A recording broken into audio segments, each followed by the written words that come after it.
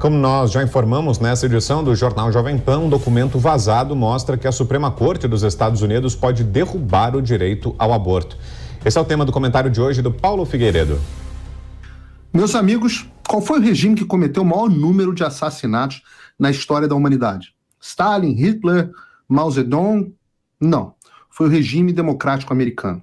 E os assassinatos de milhões de inocentes sem direito à defesa não foi cometido por ordem de um ditador, mas por decisão de um tribunal, mais precisamente a Suprema Corte dos Estados Unidos. Desde a famigerada decisão de Roe v. Wade em 1973, que legalizou o aborto no país, cerca de 65 milhões de bebês foram assassinados nos ventres das suas mães. Jane Roe, um pseudônimo, foi uma mulher no Texas, um dos estados americanos com as leis mais duras contra o aborto, que supostamente não queria ter o seu bebê na década de 70. O caso judicial em si, cheio de mentiras, foi todo desenhado por ativistas pró-aborto e escolhido para que juízes pudessem decidir sobre o assunto através do ativismo judicial, ou seja, sem a decisão do legislativo. Na ocasião do julgamento, Norma McCorvey, o nome verdadeiro do Jane Roe, já havia inclusive tido o seu filho. Curiosamente, ela nunca soube que estava sendo utilizada por ativistas para legalizar o aborto e mais tarde Norma se tornou uma forte ativista do movimento contra o aborto.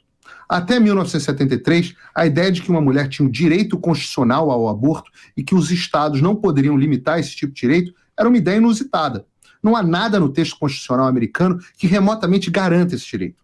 Mas, poucos anos antes, a Suprema Corte havia decidido pela legalidade de métodos contraceptivos e do direito dos pais de decidirem se queriam ou não ter um filho de forma privada e sem interferência do governo.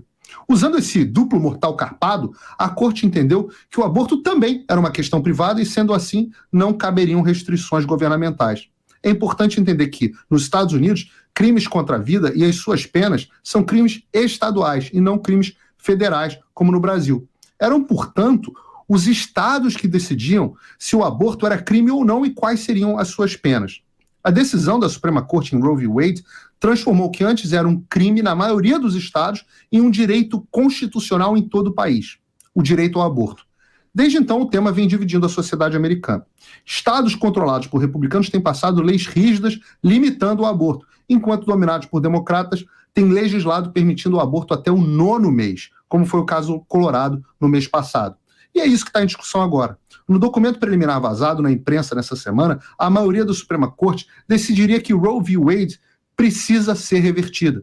O juiz Samuel Alito, nomeado pelo Bush, o pai, diz no parecer da maioria: Roe v. Wade estava flagrantemente errado desde o início. O seu raciocínio foi excepcionalmente fraco e a decisão teve consequências danosas. E longe de trazer um acordo nacional para a questão do aborto, inflamou o debate e aprofundou a divisão. É hora de prestar atenção à Constituição e devolver a questão do aborto aos representantes eleitos do povo, ou seja, fim do ativismo judicial. Donald Trump já havia avisado no debate presidencial contra Hillary em 2016 que nomearia juízes pró-vida e que Roe v. Wade seria automaticamente revertido. Do outro lado, os democratas estão em polvorosa.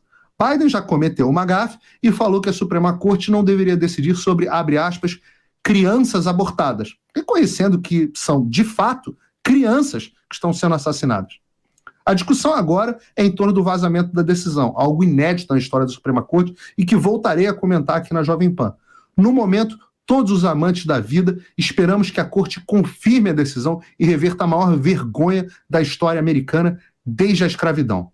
Da Flórida para a Jovem Pan, Paulo Figueiredo.